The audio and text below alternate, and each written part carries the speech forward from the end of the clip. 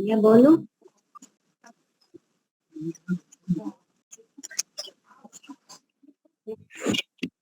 हाँ जी। हाँ जी, आप सबको नमस्ते। मैं प्रभु भक्ति का भजन रख रही हूँ। ईश्वर का जो न्याय, ईश्वर का जो ध्यान लगाए, कभी ना दुख पाए। ओ बंदे तेरी समझ में ना आए, ईश्वर ही करता है बेड़ा पार, ईश्वर ही करता है बेड़ा पार। ईश्वर का जो नाम धियाए, कभी ना दुख पाए। बंदे तेरी समझ में ना आए, ईश्वर ही करता है बेड़ा पार, ईश्वर ही करता है बेड़ा पार। राम है वो वही रहमान, इतनी तुझे नहीं पहचान। दर दर काहे भटके ओ नादान, दर दर काहे भटके ओ नादान। उसके आगे सिर न झुकाए, ईश्वर को न मनाए। ये बात तेरी समझ न आए, ईश्वर ही करता है बेड़ा पार। एक मिनट, गला एकदम खराब हो गया। ईश्वर ही करता है बेड़ा पार, ईश्वर का जो ध्यान लगाए, कभी ना दुख पाए। बंदे तेरी समझ में ना आए, ईश्वर ही करता है बेड़ा पार।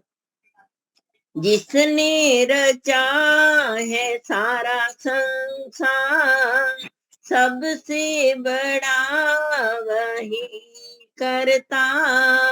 मन से पुकारे उसे जो एक बार, मन से पुकारे उसे जो एक बार। संकट में वो आन बचाए, नजर नहीं आए।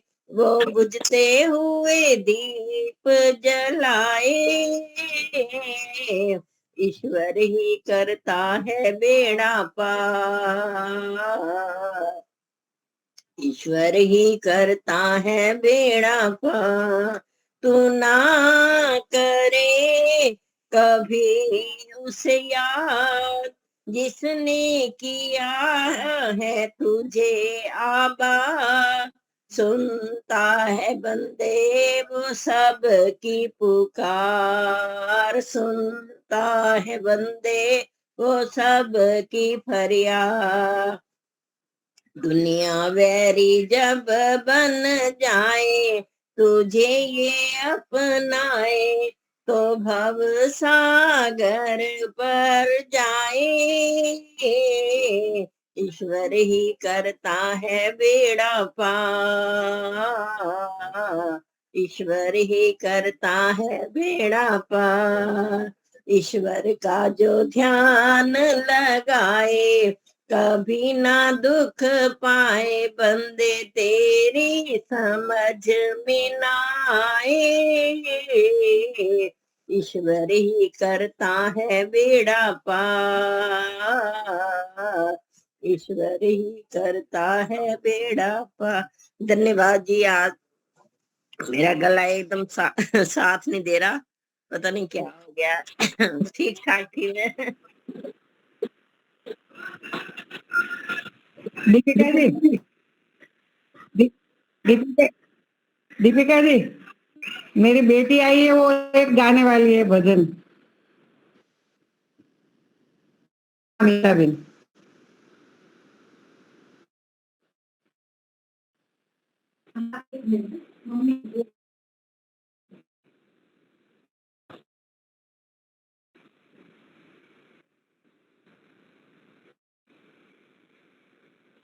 सादर प्रणाम सबको।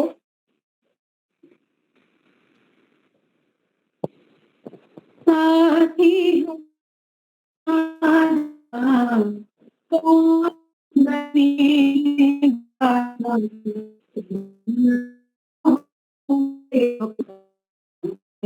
मेरा साथी कौन बनेगा तुम ना सुनोगे कौन सुनेगा। आ गया दर पे तेरे सुनाई हो जाए से होगी विदाई हो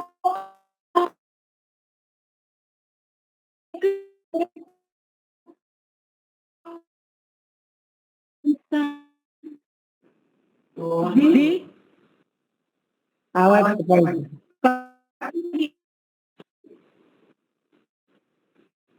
फोन कर थोड़ा फोन बोल लो एक मिनट बोल लो।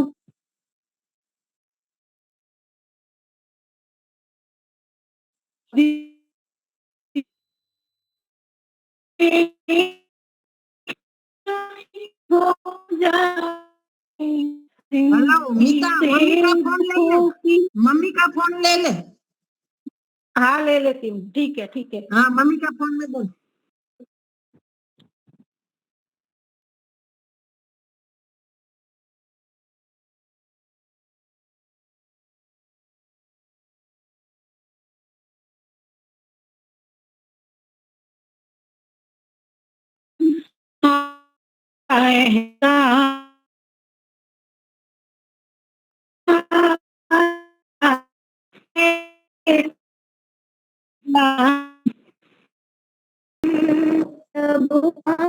चिंतन कर ले, एक बार भजन कर ले।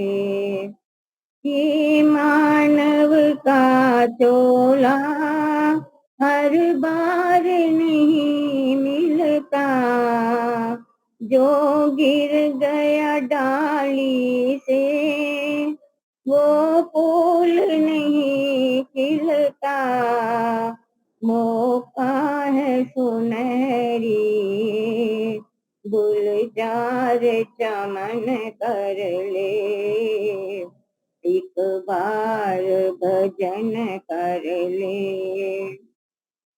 नर इन कानों से सुन तू ऋषियों की वाणी, मन को ठहरा करके बन जाया तुम ज्ञानी। जीवा तो चले मुख में, अब ओम जपन कर ले, एक बार भजन कर ले।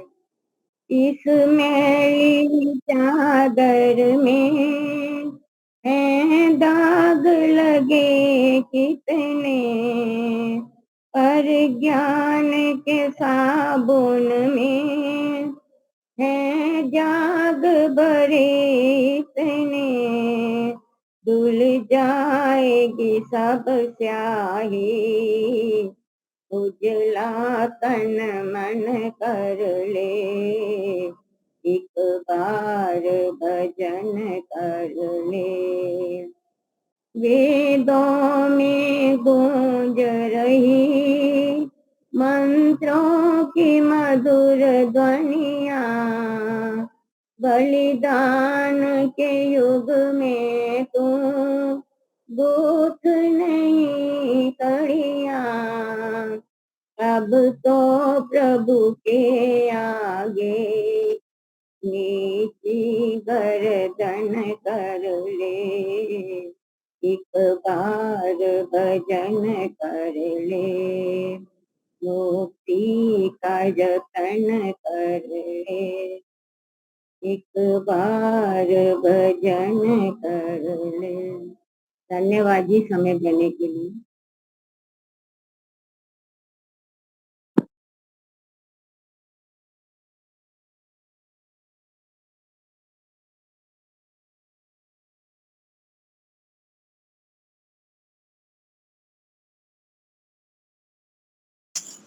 कवीना कवीना बोलू?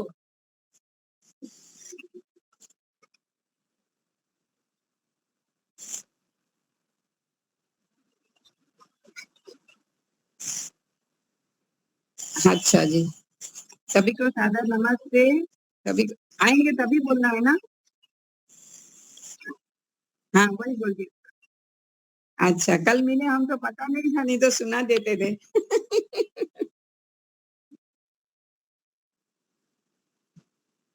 ठीक है। धन्यवाद आपका आदरणीय बहना दीपालिका जी। सभी आर्यजनों को सादर नमस्ते। बहुत बहुत शुभकामनाएं, अनंत शुभकामनाएं आदरणीय मुनि जी को। उनके आने से पहले मैं एग्जिट कर चुकी होंगी, तो आप हमारी तरफ से भी उनको ढेरों शुभकामनाएं दीजिएगा और ईश्वर उनकी लंबी आयु दे उनको, और इसी प्रकार स्वाध्यायशील रहते हुए अपने वो जीवन को व्यतीत करें और उनका स्वास्थ्य सदा सही रहे। ईश्वर भक्ति के भजन अभी हम सुन रहे थे। दीपालिका जी, मैं थोड़ा सा ऐसे स्वाध्याय करते करते कुछ बीच में से कुछ पढ़ रही थी, ईश्वर के विषय में ही हम पढ़ रहे थे।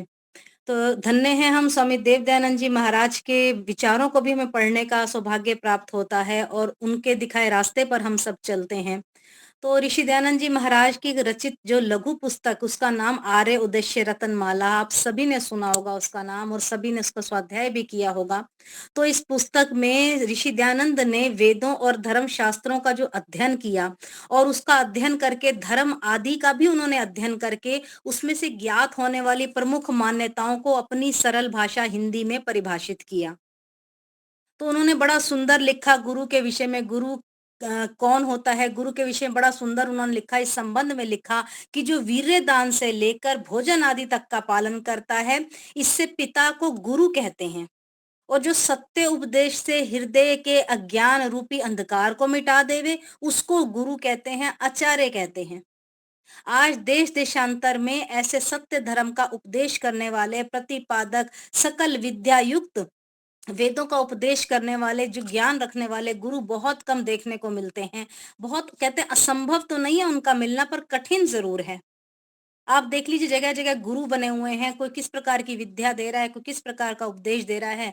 आजकल ऐसे गुरुओं में जो स्वार्थ प्रवृत्ति, अविद्या युक्त, छल कपट, इस प्रकार की बातें देखने को मिलती हैं, जिससे क्या होता है, मनुष्य उन्नति के स्थान पर अवनति को प्राप्त करता है। अतः ऐसे समय में स्वामी जी ने कहा कि वेदों के विद्वानों के आचार्य जो हैं, उनकी शरण में जाइए। आप आर्य समाज में, गुरुकुलों में, वैदिक आश्रम में जो उपलब्ध हैं विद्वान, उनसे उपदेश ग्रहण हमें करना चाहिए। ऐसी अरे गहरे गुरुओं से नहीं उपदेश प्राप्त करना चाहिए। हम सभी ने, आप सब जो आर्यजन बैठे हैं, आप सभी ने सत्यार्थ प्रकाश का स्वाध्याय किया है, उपनिषदों को पढ़ा, दर्शन, विशुद्ध मनुस्मृति, चार वेद, इन सब का आपने स्वाध्याय किया। आपने ईश्वर संबंधी, आत्मा संबंधी भ्रांतियों को पढ़ा, समझा, निरंतर ज्ञान हम सभी ने प्राप्त किया। आत्मा के विषय में, ईश्वर के विषय में हम बहुत कुछ जान पाए हैं। मैं तो ईश्वर का धन्यवाद देती हूँ कि यदि हमने ये वाला माध्यम या ये वाला स्वाध्याय का रास्ता ना पकड़ा होता, तो हम इस सत्य ज्ञान से वंचित रह जाते। तो स्वामी जी द्वारा, ईशिदानंद जी द्वारा दिखाए मार्ग पर हम सब चलें, वेदों की ओर लौटें और उनकी जो पुस्तक है उसका स्वाध्याय अवश्य करें। और उन्होंने अपनी इस लघु पुस्तक जो है आर्य उद्देश्य रतन माला में बताया कि ईश्वर के गुण, कर्म, स्वभाव सत्य स्वरूप हैं। आज व्यक्ति अलग अलग गुरुओं को मना चुका है, बना के बैठा है। ईश्वर के बारे में नहीं पता व्यक्ति को, ईश्वर का सत्य स्वरूप क्या है ये भी व्यक्ति को नहीं पता। ईश्वर सर्वशक्तिमान है, अनंत है, अनादि है, सत्य गुण वाला है, उसका स्वभाव अविनाशी है। ईश्वर ज्ञानी है, शुद्ध न्यायकारी है, दयालु है, अजन्मा है। और उसका कार्य क्या है, जो हम लोग सुनते पढ़ते हैं, सब जीवों के कर्मों की व्यवस्था, उचित पालन करना, ठीक ठीक कर्म फल व्यक्ति तक पहुंचाना। तो ऐसी बातों को हम पढ़ते समझते हैं, हमें पता लगता है ईश्वर के गुण, कर्म, स्वभाव वाली जो सत्ता है, उसको ईश्वर कहा जाता है। आज ईश्वर के नाम पर पता नहीं क्या क्या ढोंग रच रहे हैं लोग, किसको ईश्वर बना बैठते हैं। कोई ऐसा व्यक्ति है या कोई ऐसी माता है जिसको बना देते हैं ईश्वर, उनके लिए वही ईश्वर है। ईश्वर का जो अस्तित्व है इस ब्रह्मांड में सत्य ही है। हम यदि पढ़ना चाहें, अगर हम ऐसी बातों को मानते हैं, तो हम विद्वान कहलाते हैं, असली में मनुष्य कहलाने के लायक हैं। और जो हम इन बातों को नहीं जानते, तो हम लोग मूढ़ जिसे कहते हैं, बिल्कुल मूर्ख अपने आप को कह सकते हैं, अज्ञानी कह सकते हैं। हम सत्य से हमेशा दूर भागते हैं। तो कहने का तात्पर्य है ईश्वर के विषय में अच्छे से हम पढ़ें, समझें, उसको आत्मसात करें, सत्य को जानने का प्रयास करें और उसके बाद जीव का स्वरूप क्या है उसका वर्णन भी ऋषि दयानंद जी महाराज ने बड़ा सुंदर किया है कि जीव जो है चेतन है, अल्पज्ञ है, इच्छा देश करने वाला, सुख दुख और ज्ञान गुण वाला होता है, अनादि है और नित्य एक देशी है, ससीम है, जन्म जन्म मरण को प्राप्त करने वाली सत्ता है। ये जीव का स्वरूप है। आज व्यक्ति को ना ईश्वर का स्वरूप पता, ना जीव का, ना प्रकृति का, किसी चीज का स्वरूप नहीं पता। तो इसके लिए हमारे को ऋषि दयानंद कृत आर्योदश्य रतनमाला को का स्वाध्याय अवश्य करना चाहिए। ऋषि दयानंद जी ने वेदों और न्याय दर्शन जो दर्शन शास्त्र है इन सभी ग्रंथों के आधार पर प्रकृति की जो बातें हैं वो बताई, सृष्टि का सत्य स्वरूप उन्होंने बताया। प्रकृति जो है सत्व तम और रज इन 3 गुणों वाली प्रकृति होती है। परमात्मा सृष्टि की रचना का आरंभ करते हैं। प्रकृति सम्य अवस्था में चलती है, 3 उसमें कण है, रजसम और रजतम और ये सत्व, ये 3 उसके अंदर विकार उत्पन्न होते हैं। महातत्व, अहंकार, पंच तंत्र मात्राएं, पंच महाभूत, मन, सत्य, बुद्धि, चित्त, ये सब बातें कारण सब बनते हैं। इन सब का मूल कारण प्रकृति से ही परमात्मा इस सृष्टि को बनाते हैं और सृष्टि के विषय में शास्त्रों की बड़ी सुंदर मान्यता है। जो कर्ता की रचना से कारण द्रव्य शास्त्र की संयोग विशेष से अनेक प्रकार के कार्य रूप में होकर वर्तमान में व्यवहार करने योग्य होता है, वही सृष्टि कहलाता है। तो हम इस बात को समझने का प्रयास करें कि सृष्टि किस प्रकार कार्य करती है, सृष्टि को बनने का मूल कारण क्या है, हमारा व्यवहार सृष्टि में कैसा है, हम ये ब्रह्मांड, सूर्य, चंद्रमा आदि, अग्नि, वायु, जल, पृथ्वी आदि, ये सब मूल प्रकृति सर्वज्ञ, सर्वव्यापक, सर्वशक्तिमान परमात्मा द्वारा बनाई गई हैं। इन बातों को माने, समझें और समझाने का भी हम प्रयास करें। आज जो अलग-अलग गुरु बनाकर लोग बैठे हैं, अलग-अलग ईश्वर के स्वरूप को बनाकर बैठे हैं, उनको नहीं पता कि इस सृष्टि को किसने बनाया। परमपिता परमात्मा ही एक सत्य है, उसके स्वरूप को लोग जानने मानने को तैयार नहीं हैं। और ये सृष्टि है, ये ब्रह्मांड प्रवाह से अनादि है। अनादि काल से ईश्वर रचना कर रहा है, पालन कर रहा है, प्लेन करते चले आ रहे हैं और ये क्रम अनंत काल तक चलेगा और चलना है। और सबसे बड़ी बात, हम जो जीवात्माएं हैं इस सृष्टि में जीवों को उनके कर्मों के फल स्वरूप भोग करने के लिए और उसके अलावा मोक्ष की प्राप्ति के प्रदान करने के लिए बनाया है ईश्वर ने। हम जीवात्माएं अनादि काल से जन्म व मरण हमारा होता आ रहा है। क्यों? क्योंकि जैसा हम कर्म करते हैं उसके अनुसार ही परमपिता परमात्मा हमें उसका सुख दुख रूपी फल हमें प्राप्त कराता है। हम बड़ी-बड़ी बात करते हैं कि हाय हमें ये दुःख आ गया, ये हमारे साथ ऐसा हुआ, वैसा हुआ, परंतु हमें ये नहीं पता कि हमारे कर्मों के आधार पर हमारे कोई दुःख-सुख का फल प्राप्त हो रहा है। तो इसलिए वेदों का अध्ययन करें, वेदों का आचरण करें, सत्य आचरण करें, हम लोग धर्मानुसार अपना जीवन जिएँ और इसके साथ-साथ हम जीवात्माओं के साध्य परमात्मा जो है, उसकी उपासना करके ही मोक्ष को प्राप्त कर सकते हैं। मोक्ष प्राप्ति का और कोई साधन नहीं है। ये नहीं कि वन कंदराओं में गुफाओं में जाकर बैठ जाएं तो मोक्ष प्राप्त हो जाए, परिवार से मोह तोड़ के अपना जाके बैठ जाएं, अपने कर्तव्य को छोड़ दें, अपने जीवन यज्ञ रूपी जीवन को छोड़ दें। ये सब मोक्ष प्राप्ति के साधन नहीं है। स्वाध्यायशील हमें बनना है, मोक्ष की अवधि तक हमारे को अपने जीवन को लेकर जाना है और मोक्ष की अवधि जब समाप्त होती है, पुनः ये जो योनियां हैं ये जन्म लेती हैं, अपने कर्म बंधन में आती हैं, उनका जन्म होता है, मरण होता है, पुनर्जन्म होता है और ये जीवात्माएं अनादि भी हैं, नित्य भी हैं, अमर अविनाशी भी हैं। अतः इनका जन्म मरण होता है, शाश्वत एक क्रिया चलती रहती है, इनका क्रम ऐसी चलता रहता है। इसलिए हम जीवात्माएं इस गति को जानकर अपने जीवन की स्वाध्याय को, अपने जीवन के कर्म को, उपासना को, इस विशेष योजना हमारे को एक बनानी चाहिए हमारे जीवन में। हमारा स्वाध्यायशील हमें बनना है, कर्मशील बनना है, एक ईश्वर की उपासना करनी है। ऐसी योजना जीवन में बनाकर चलिए, यही हमारा जीवन है। हम इस इन बातों से, दुखों से बच सकते हैं। हम अपने पाप कर्मों को त्याग कर शुभ कर्मों को करने का कार्य करें। पुण्य कर्मों को करने से ही हमारा वरण होगा और पुण्य कर्मों के साथ ईश्वर के सत्य स्वरूप को हम समझें। हम अपने हृदय से, अपनी बुद्धि से, अपने मन से, अपनी आत्मा से सत्य गुणों को ग्रहण करने का कि हम अपने अंदर प्रेरणा करें। उस परम पिता परमात्मा से ये प्रार्थना करें कि परमात्मा, हम यम नियम का पालन करते हुए अपना जीवन व्यतीत करें। ईश्वर की उपासना सहित हम वेदों के अनुसार अपने जीवन के कर्म करते हुए देव यज, अग्निहोत्र, पितृयज, अतिथि यज, बलि वैश्व देव यज, इन सबको भी करते रहें। ऐसा करते हुए हम लोग दुखों से छूटने का कार्य करेंगे और ईश्वर का सानिध्य प्राप्त होने से हम ईश्वर के पात्र बन सकते हैं, मोक्ष प्राप्ति के पात्र बन सकते हैं।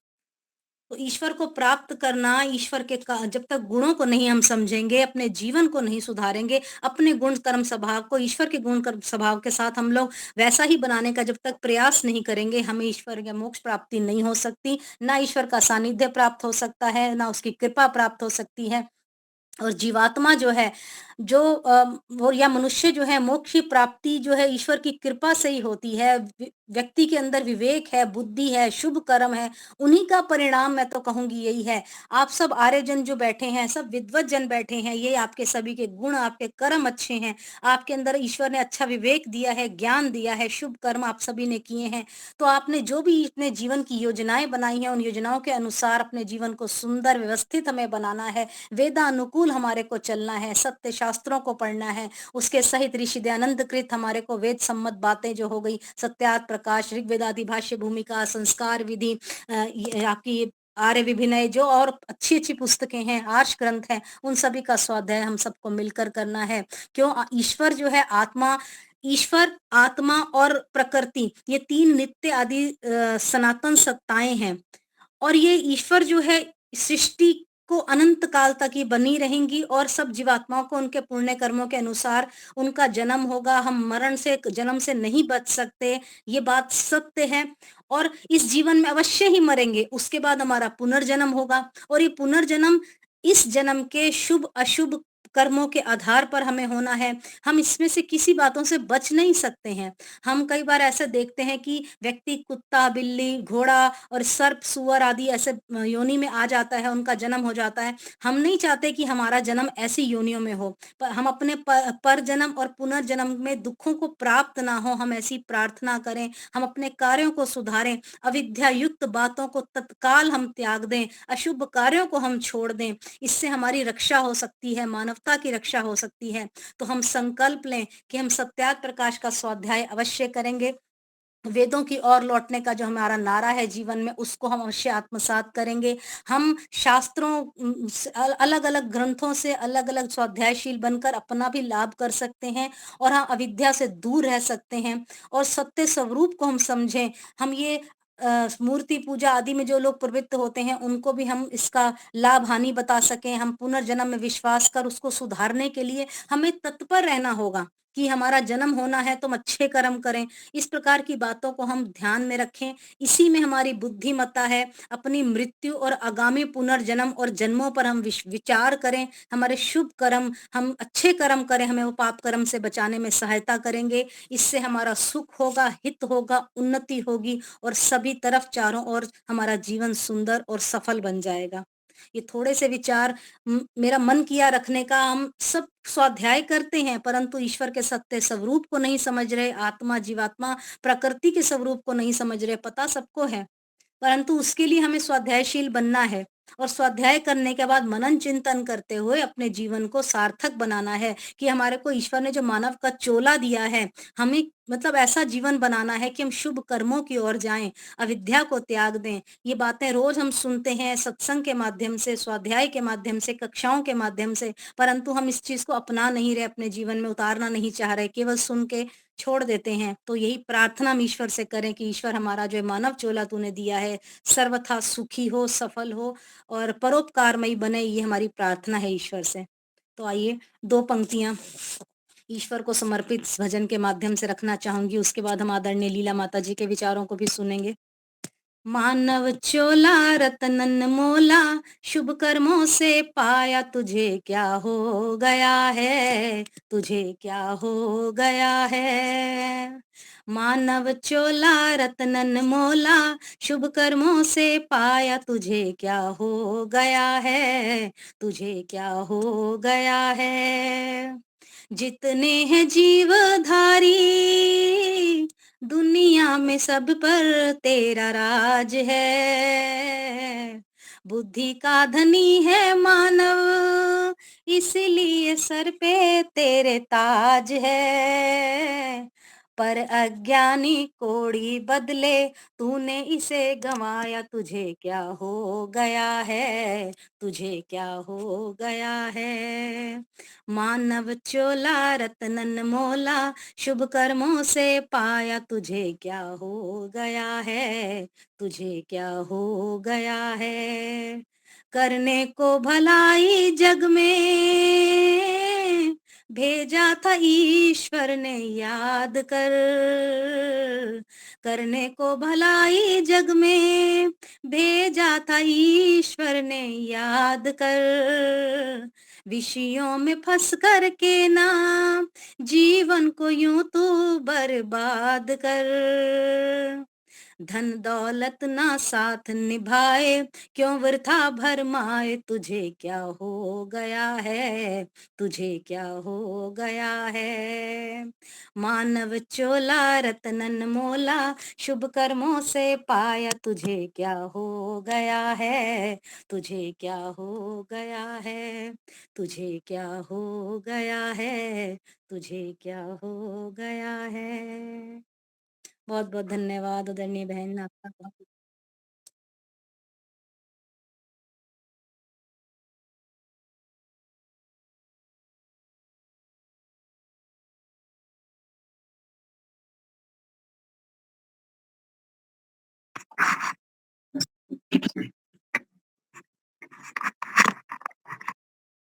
गायत्री मंत्र से हम ईश्वर की स्तुति प्रार्थना उपासना करेंगे।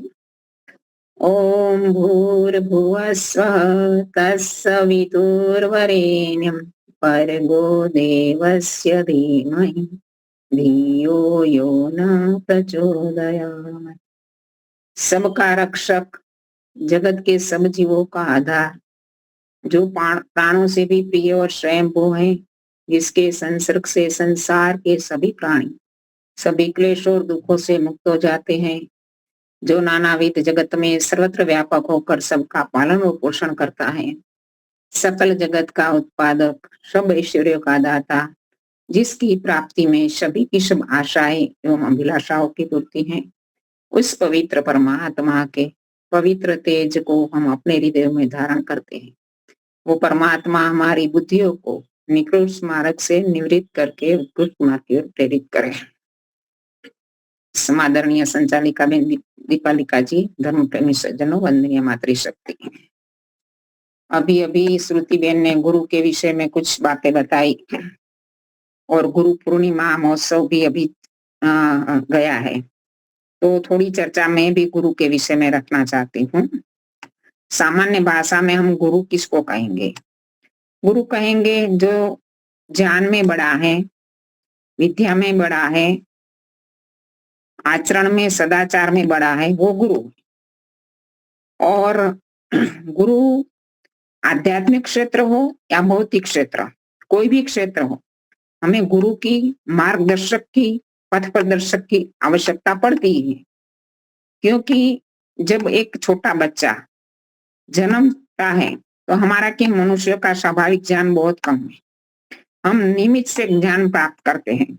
बचपन में हम माता पिता से ज्ञान प्राप्त करते हैं, इसके बाद हम थोड़े बड़े होते हैं तो गुरुओं से, स्कूलों में जाते हैं तो गुरुओं से, शिक्षकों से ज्ञान प्राप्त करते हैं, और इससे आगे बढ़ते हैं कॉलेज काल में, विद्यालयों में, बड़े विद्यापीठों में, तो भी वहां भी अध्यापकों से ज्ञान प्राप्त करते हैं। हर एक क्षेत्र का गुरु होना चाहिए, तो ही हमें ज्ञान प्राप्त होता है। पुस्तकें तो बहुत होती है, केवल पुस्तकों को पढ़कर हम ज्ञान प्राप्त नहीं कर सकते। और आध्यात्मिक क्षेत्र, जो आत्मा परमात्मा के विषय का ज्ञान है, प्रकृति का विषय का ज्ञान है, वो ज्ञान भी हमें विद्वानों से प्राप्त करना होता है। हम वेद को, दर्शन को, उपनिषद को ऐसे ही पढ़ ले और उनसे ज्ञान प्राप्त करें, इसमें बहुत अंतर होता है। क्योंकि ये विद्या गूढ़ विद्या है, उसकी हमें पूरा का पूरा रहस्य पता नहीं चलता। जो जयाबेन कहती है ना कि सत्य की खोज, पुस्तक हमने पहले ही हमारे पास थी, लेकिन पुस्तक में क्या लिखा है, क्या है, हमें समझ में ही नहीं आता। ये विद्या ऐसी विद्या है कि वो गुरु के बिना हमें ज्ञान प्राप्त नहीं होता। तो विद्वानों से भी हमें, गुरु से, विद्वान भी हमारे गुरु हैं, अलग अलग क्षेत्र के विद्वान, जिनसे हमें ज्ञान प्राप्त होता है, तो ये विद्वान भी हमारे गुरु है। तो गुरुओं से हमें ज्ञान प्राप्ति के लिए गुरु को मानना चाहिए। वैदिक संस्कृति में गुरु का महत्व है, गुरु को माना गया है, लेकिन गुरुडम को नहीं माना गया, क्योंकि गुरु तो अनेक होते हैं, अलग अलग विषयों के, अलग अलग क्षेत्रों के विषय में जो ज्ञान मिलता है वो अलग अलग गुरुओं से मिलता है। जो भी गुरु से जो भी ज्ञान मिलता है वो हमारा गुरु। तो इसी प्रकार गुरुडम में क्या होता है, गुरुडम में एक बात ये बताई जाती है कि बस एक ही गुरु करना है। वो कंठी बंधवाता है, वो मंत्र फूकता है और अपने शिष्यों को अपने वाड़े से बाहर नहीं जाने देता। वो दूसरों की पुस्तकों भी पढ़ने नहीं देता, सुनने भी नहीं देता, जाने भी नहीं देता, और अपने मंत्र को भी दूसरों को नहीं बताना, ऐसी बात कही जाती है। क्योंकि यदि मंत्र दूसरों को बता दिया तो वो शक्तिहीन बन जाएगा। ऐसा कैसा मंत्र है कि जो शक्तिहीन बन जाए? हमारा गुरु मंत्र तो गायत्री है। तो बचपन में ही गुरुकुल में बच्चा जाता है तब भी वो ही गुरु मंत्र गुरु देता है और गुरु मंत्र से शिक्षा भी देता है। तो ये मंत्र ऐसा कैसा है कि जो दूसरों को बताने से शक्तिहीन हो जाए? हमारे गुरु तो हमें कैसे कि ज्यादा से ज्यादा लोगों को बताओ, इसका प्रचार करो। तो ऐसा नहीं होना चाहिए कि गुरु मंत्र ऐसा हो, तो वो ठीक बात नहीं है। तो हमारे शास्त्रों में गुरु के विषय में क्या बताया है, इसकी थोड़ी सी चर्चा करें। वेद में क्या बताया है, उपनिषद में क्या बताया? तो उपनिषद में गुरु के दो मुख्य विशेषताएं बताइए। कि एक विशेषता तो ये है कि वे गुरु कैसा होना चाहिए, श्रोत्रिय होना चाहिए। श्रोत्रिय यानी जो वेदों का विद्वान हो और जो वेदों के माध्यम से ब्रह्म के स्वरूप को, ईश्वर के स्वरूप को जानने वाला हो। और ब्राह्मण ग्रंथों ने तो यहाँ तक कह दिया है कि वेदों को जाने बिना ईश्वर को जाना ही नहीं जा सकता, क्योंकि वास्तव में हमने ईश्वर का जो स्वरूप, जो महर्षि दयानंद ने दूसरे नियम में बताया है, और हम सब जो मानते हैं ईश्वर से सच्चिदानंद स्वरूप, निराकार, सर्वशक्तिमान आदि, वो स्वरूप हमने कहाँ से जाना? हमने वेदों के माध्यम से तो जाना। और जो वेदों को नहीं जानता है, वैदिक शास्त्रों को नहीं जानता है, आर्ष ग्रंथों को नहीं जानता है, वो ईश्वर को कैसे जान पाएगा? ईश्वर को जानने के लिए वेदों का और आर्ष ग्रंथों का, वेदानुकूल ग्रंथों का जानना, पढ़ना बहुत ही आवश्यक है।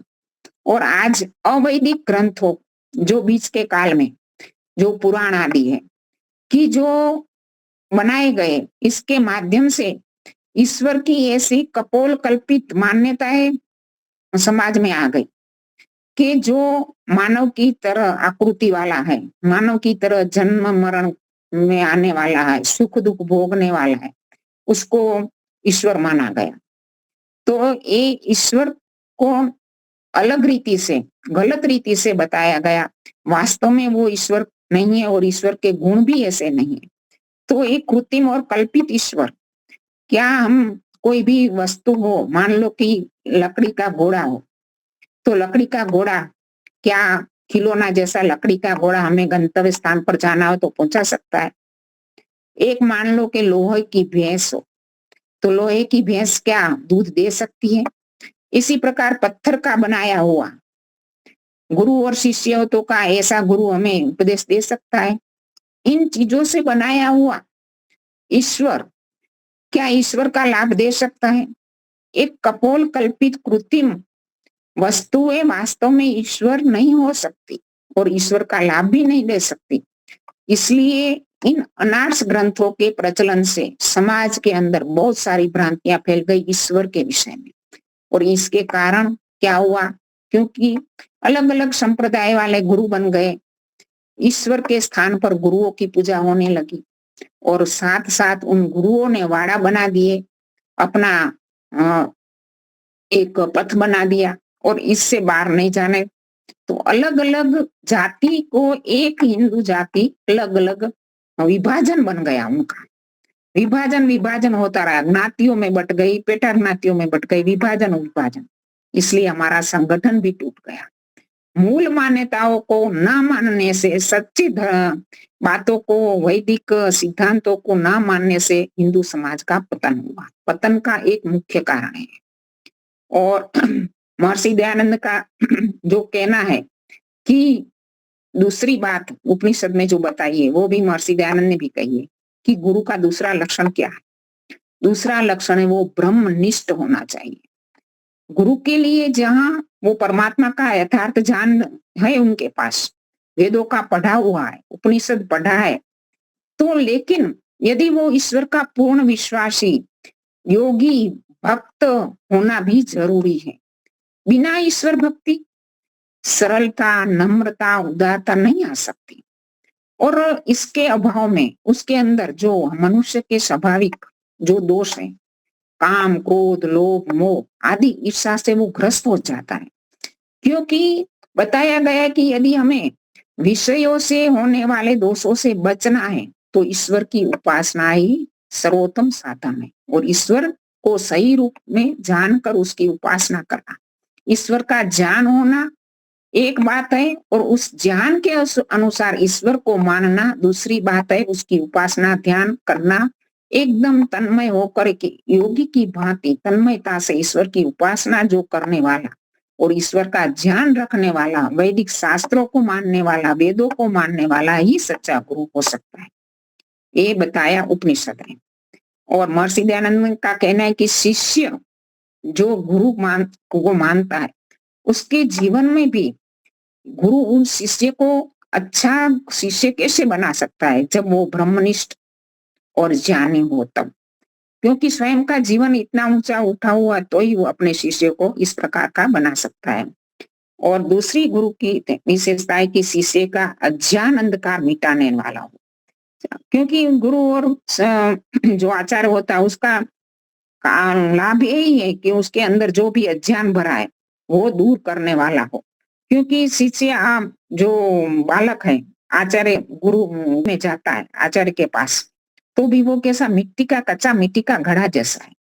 क्योंकि यदि कच्चे मिट्टी के घड़े के अंदर हम पानी डालें या तो कच्चे मिट्टी के घड़े को पानी में रखें तो वो क्या होता है, गल जाता है, क्योंकि वो कच्चा है।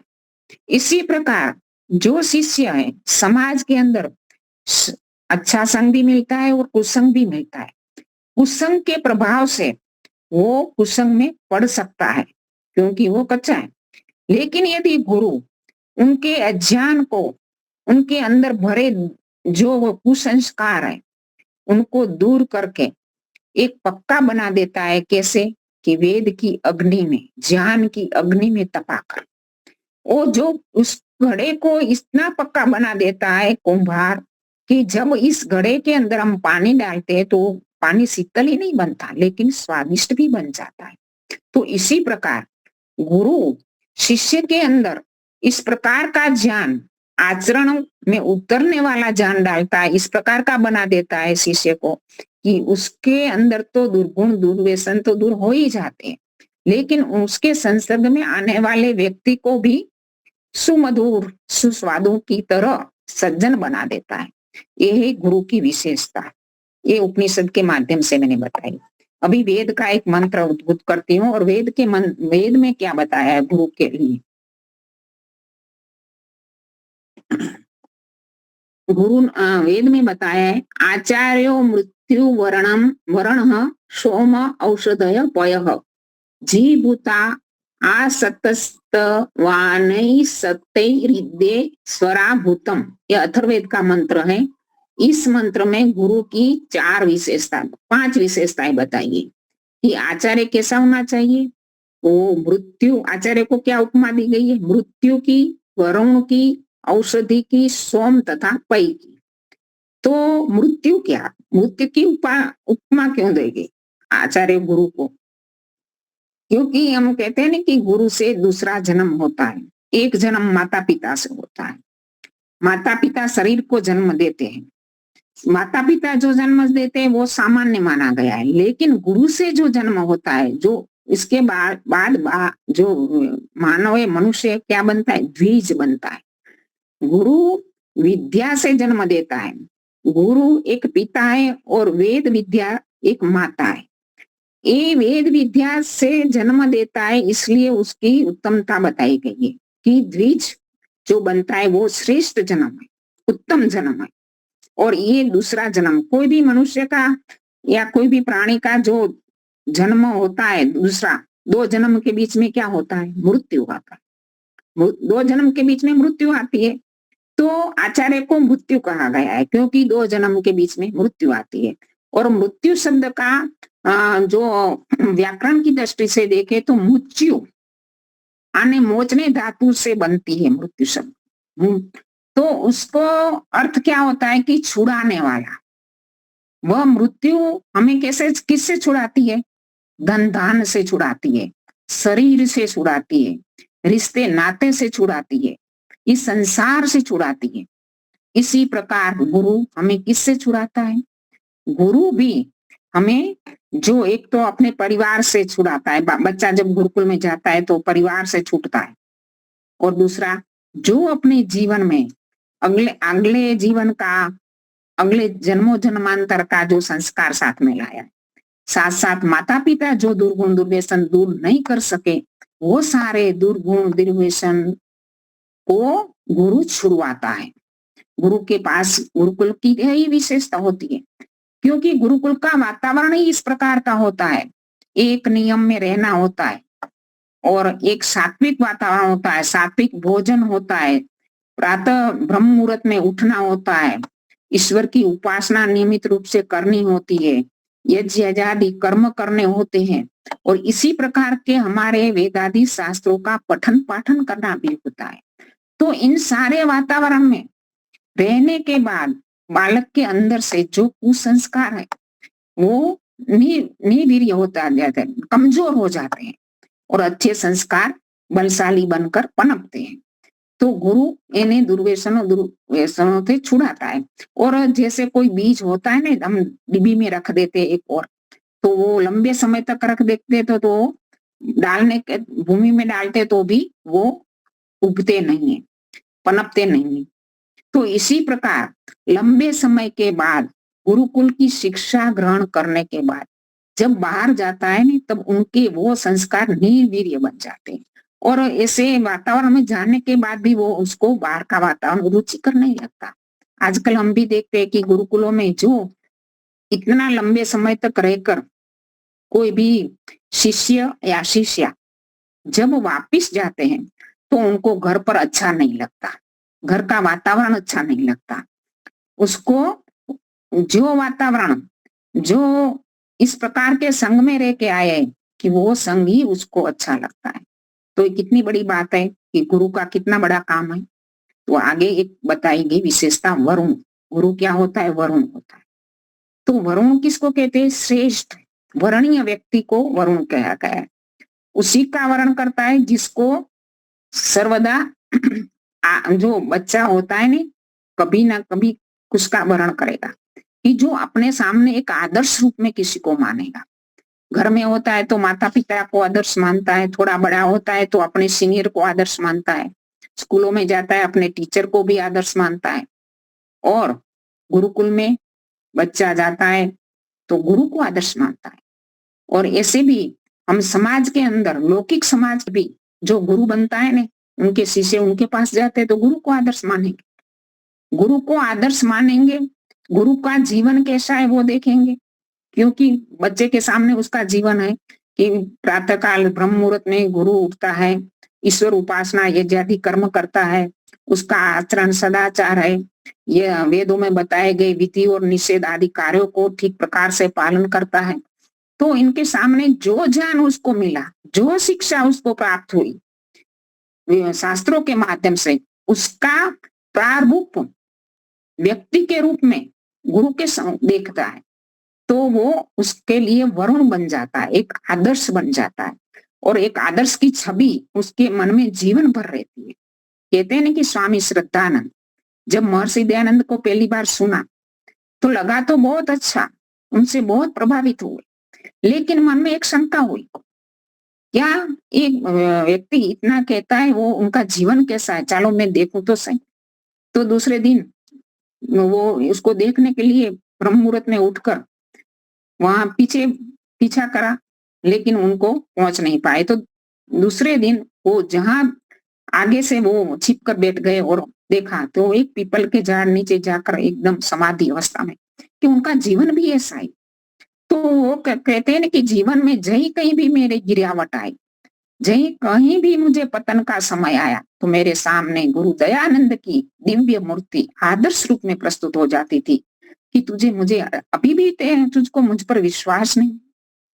तो एक आदर्श बन जाता है गुरु। इसलिए गुरु का एक विशेषण है वरुण। वेद ने बताया है कि एक विशेषण मृत्यु बताया, दूसरा विशेषण वरुण बताया और तीसरा विशेषण सोम बताया। सोम चंद्रमा को भी कहते हैं। चंद्रमा औषधियों के अंदर रस भर देता है और उपयोगी बना देता है। आज कितनी औषधियां हमारे लिए उपयोगी है, लेकिन इसमें चंद्रमा रस भरता है। इसी प्रकार जो गुरु है, सोम रूपी गुरु, वो शिष्य के जीवन में गुणों के रूप में रस भर देता है और समाज के लिए उपयोगी बना देता है। ऐसा गुरु होना चाहिए। यदि ऐसा गुरु हर एक व्यक्ति के सामने हो, उसका आदर्श हो, तो व्यक्ति का जीवन कितना ऊंचा उठा। और चौथी विशेषता है औषधय। औषधि, गुरु को औषधय कहा है। बहुत प्रकार की औषधियां होती है। औषधय बहुवचन है औषधि का। तो बहुत प्रकार की औषधियां हैं। तो गुरु कैसा है कि अनेक प्रकार के हमारे जो शारीरिक है, मानसिक है, आत्मिक है, जो भी दोष है, सारे दोषों को शरीर मन बुद्धि आत्मा के रोगों का नाश करता है। इसलिए गुरु को औषधय बताया गया है। और वेद में एक उपमा मंत्र के माध्यम से अच्छी चीज बताई गई है कि वेद में बताया गया है कि वाचं ते शुद्धामि, प्राणं ते शुद्धामि, चक्षुस्ते शुद्धामि, श्रोत्रं ते शुद्धामि, नाभि ते शुद्धामि, मेढु ते शुद्धामि, पायु ते शुद्धामि, चरित्रांस्ते शुद्धामि। यहाँ बताया रहा है वेद के तेरे चक्षु को, तेरे श्रोत्र को, तेरी नाभि को, तेरी मलमूत्र इंद्रियों को, तेरे प्राण को, तेरे पांव को, तेरे सारे चरित्र को मैं शुद्ध करता हूँ। गुरु क्या करता है? सारा पूरा चरित्र शिष्य का शुद्ध कर देता है, पूरा उसका जीवन बदल जाता है। और एक विशेषता बताई पय, शिष्यों में गुणों की वृद्धि करता है। पहले तो औषधि के माध्यम से शिष्यों के दुर्गुणों को जड़मूल से काट देता है। जैसे किसी रोगी को औषधि देकर उसके रोगों को नष्ट किया जाता है, पहले परहेज आदि रखा कर उसको थोड़ा दुर्बल बन जाता है, क्योंकि उनके जो अंदर जो दोष आए हैं शरीर में, वो दोषों को दूर करना होता है। पर दोष दूर होने के बाद उसको पुष्टिकारक वस्तुएं दी जाती है, जैसे घी दूध है ऐसा। तो गुरु क्या है कि दोषों को दूर करके उसको पुष्ट करता है, अच्छे अच्छे उपदेशों से, अच्छे अच्छे ज्ञान से उसको पुष्ट करता है। इसलिए गुरु को पय कहा गया है। तो इसी प्रकार गुरु जीभूता आसन संतानोस्ते स्वराभूतम, सात्विक भावों के बादल बनकर शिष्य पर सुखों की वृष्टि करता है। तो पहले शिष्य इस प्रकार का बनाने में गुरु को पहले बनना होगा, तब हम उसको गुरु मान सकते हैं। और आजकल तो जो एक मान्यता चल पड़ी है कि वो श्लोक बताते हैं, गुरु ब्रह्मा गुरु विष्णु गुरु देवो महेश्वर, गुरु साक्षात पर ब्रह्मा तस्मै श्री गुरुवे नमः। इसमें क्या बताया गया कि ब्रह्मा विष्णु महेश्वर सारे विशेषण गुरु के लिए लगाए गए, लेकिन वो तो ईश्वर के नाम है। ईश्वर को ब्रह्मा हम क्यों कहते हैं? वो सृष्टि की उत्पत्ति करता है। विष्णु वो सृष्टि का सर्वव्यापक होकर संचालन करता है। वो महेश्वर सृष्टि का प्रलय करने वाला है। तो इन तीनों काम ये गुरुओं का गुरु सपूर्वेशाम अपि गुरु काले नाना वच्छेदात। जो गुरुओं का गुरु, जो सृष्टि की शुरुआत में मनुष्य को ज्ञान किससे प्राप्त हुआ? तो ये गुरुओं के गुरु ईश्वर वो गुरु के लिए बताए गए, क्योंकि कोई मानव गुरु ना तो सृष्टि को उत्पन्न कर सकता है, ना उसका संचालन कर सकता है, ना उसका प्रलय कर सकता है, ना वेदों का ज्ञान दे सकता है। और यहाँ बताया गया कि पर ब्रह्म, तो वो गुरु ईश्वर के लिए ही बताया गया है, क्योंकि वो अकायम है, शरीर रहित है, सुख दुख से रहित है, कर्म के फलों से रहित है, और उत्पत्ति स्थिति प्रलय करने वाला है, अजन्मा है, अजर अमर है। सारा कोई मानवीय गुरु में घट सकता है? नहीं घट सकता, ये ईश्वर के गुण है। तो ये श्लोक ईश्वर के लिए ही है, जो गुरुओं का गुरु है इसके लिए। मानवीय गुरु इस गुणों से युक्त हो ही नहीं सकता। और दूसरी बात में ये बताया जाता है, गुरु गोविंद दोनों खड़े किसको लागू पाए, बलिहारी गुरु आपकी, जिन्होंने गुरु दियो मिलाए। तो ये कबीर का दोहा है। कबीर ऐसे तो निराकार ईश्वर की उपासना करने वाले थे, पता नहीं कबीर के नाम से क्या किसी ने लिख दिया होगा, क्योंकि इसमें तो गुरु को ईश्वर से भी बड़ा बताया गया है। क्या कोई मानवीय गुरु ईश्वर से बड़ा हो सकता है? क्योंकि स्पष्ट रूप से हमें पता है कि हम मानवों को शरीर देने वाला वो है, बनाने वाला, हमारा शरीर को बनाने वाला वो है। बनने वाले से क्या बनाने वाला छोटा होता है? और हम कहते नहीं कि ईश्वर स्तुति प्रार्थना उपासना के मंत्र में प्रजापते नत्व देता नन्यो विश्वा जातानि परिता बुभु। इस दृश्य और अदृश्य जगत को जो बनाकर, जड़ और चेतन, स्थावर और जंगम को बनाकर जिसके अधीन है, उसको कोई परिष्कृत नहीं कर सकता, उसको कोई तिरस्कृत नहीं कर सकता, क्योंकि उनके नियमों को कोई तोड़ नहीं सकता। वो इसलिए ईश्वर सर्वोपरि।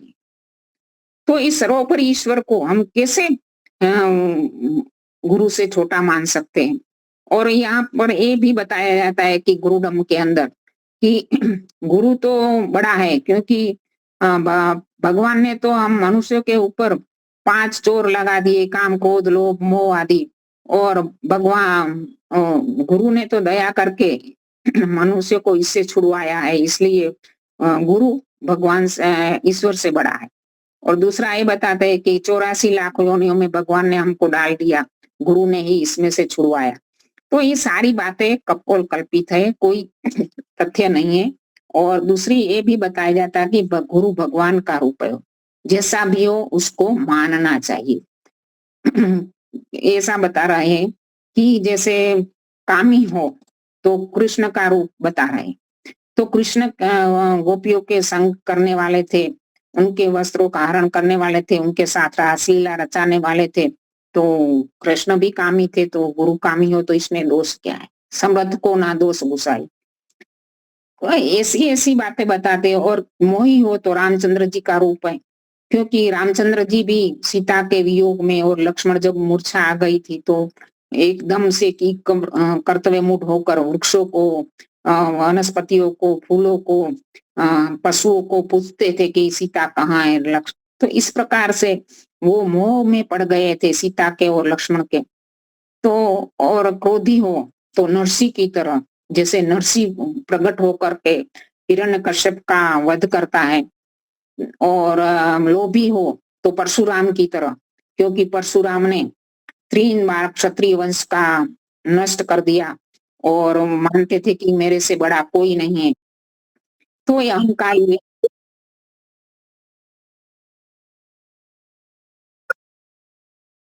अच्छा, बस बात तो पूरा कर देते हैं। तो इस प्रकार से अनेक प्रकार के गुरुडम वाले लोगों को भ्रमित करने के लिए किस किस प्रकार की मान्यताओं से लोगों को भ्रमित करते हैं, तो ये सारी बातें बताई।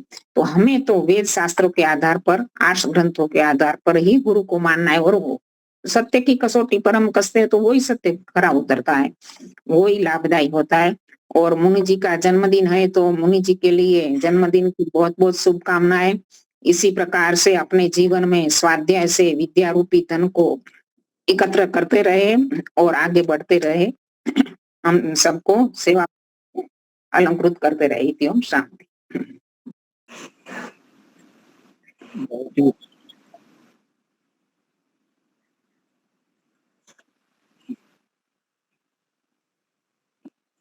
बहुत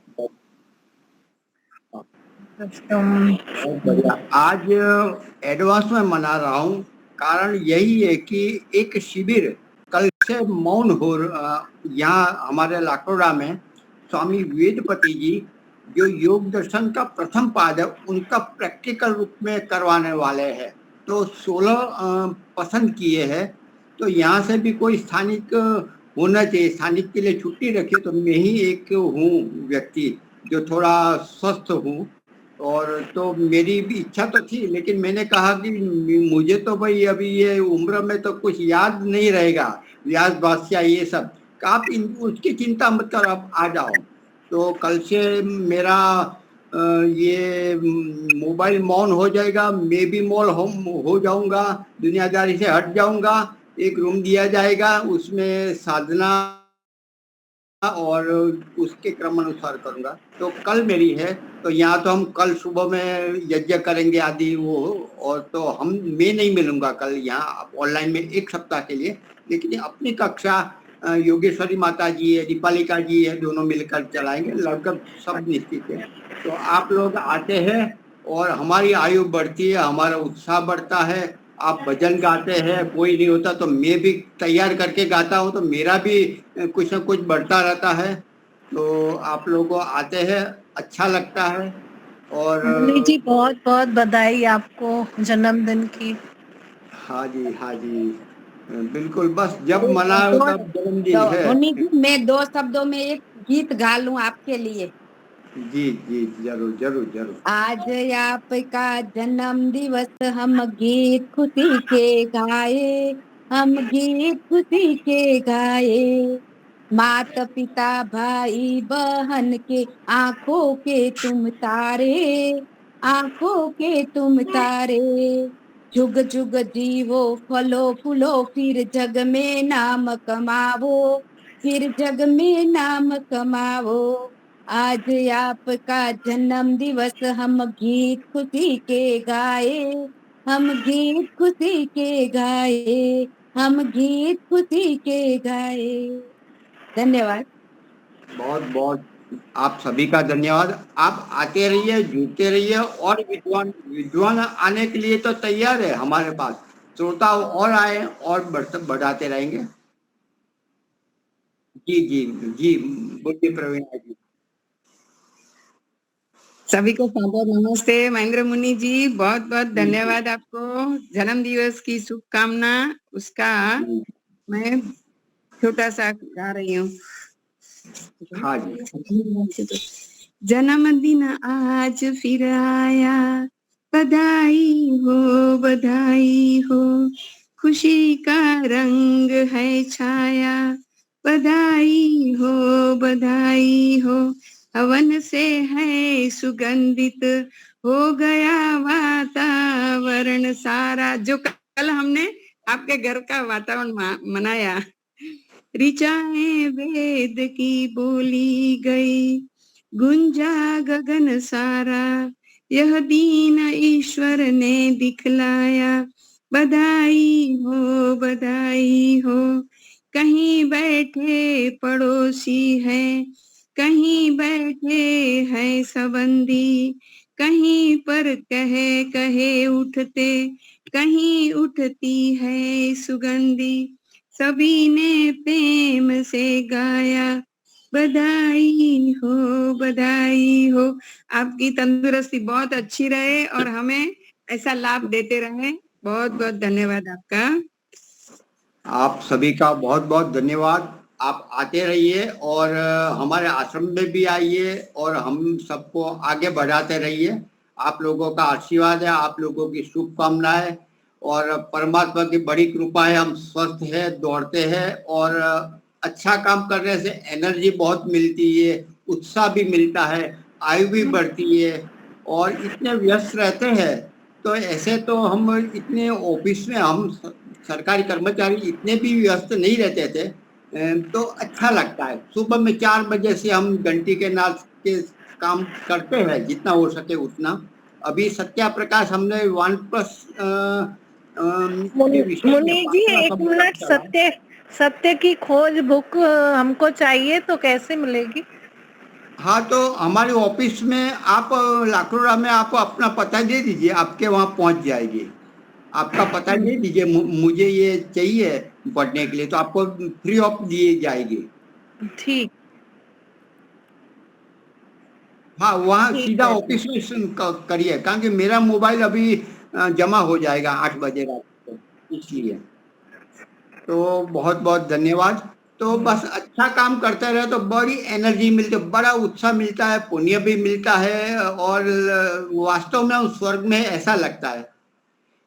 मेरे को नहीं, बिल्कुल बिल्कुल आप है तो हम सब है, उत्साह में है, आनंद में है और आगे बढ़ते रहे। तो बस आप लोगों की कृपा है, आप लोगों का आशीर्वाद, शुभाशीष, शुभकामनाएं और परमात्मा की भी बिल्कुल। हाँ जी, धन्यवाद। शंकर जी आप जरा शांति पाठ जय घोष। आज सप्ताह बहुत के बाद हम मिलते हैं जरूर। मैं ये अपनी कक्षा चलती रहेगी। मुनि सबको सादर नमस्ते। मुनि जी को देख करके इतनी प्रसन्नता होती है, इतना उत्साह बढ़ता है कि आप जो ज्ञान दूसरे से पाते हैं वो सारा का सारा ज्ञान हम लोगों को देने के लिए प्रेरित करते रहते हैं और तैयार भी रहते हैं। ईश्वर आपको और ऐसी बल देवे, बुद्धि देवे, हिम्मत देवे कि जो ज्ञान आप पाते हैं, हम इस कक्षा में जो लोग एकत्रित हैं, जिस तरह से हमारे अवधेश प्रसाद पांडे जी ने अपने सारा ज्ञान हम लोगों को देने के लिए तैयार रहे हैं, जिस तरह से आप भी ऐसे ही तैयार हैं। भगवान आपको खूब बल देवे, बुद्धि देवे, शक्ति देवे, लंबी आयु हो। तो आज के इस पाठशाला का समापन शांति पाठ और जय घोष से। पहले शांति पाठ। आवाज जा रही है? शांति पाठ। ओम ध्यो शांति अंतरिक्षम शांति पृथ्वी शांतिरापः शांतिरोषधयः शांतिर्वनस्पतयः शांतिर्विश्वे देवा शांतिर्ब्रह्म शांतिः सर्वं शांतिः शांतिरेव शांतिः सामा शांतिरेधि। ओम शांति ही शांति ही शांति। जय घोष।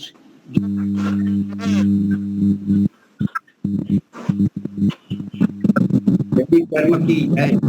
मर्यादा पुरुषोत्तम भगवान राम की,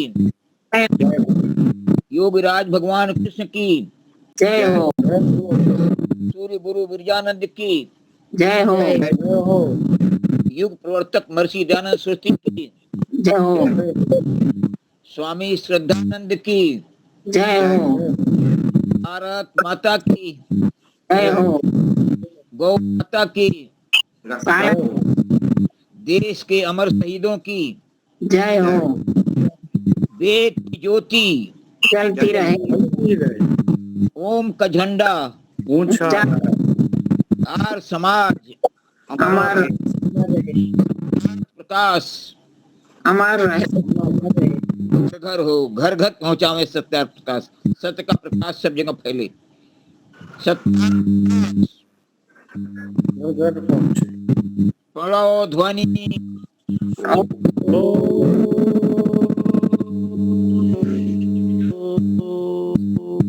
सर्वेभ्यो नमः। सबको सादर नमस्ते। नमस्ते, धन्यवाद। नमस्ते।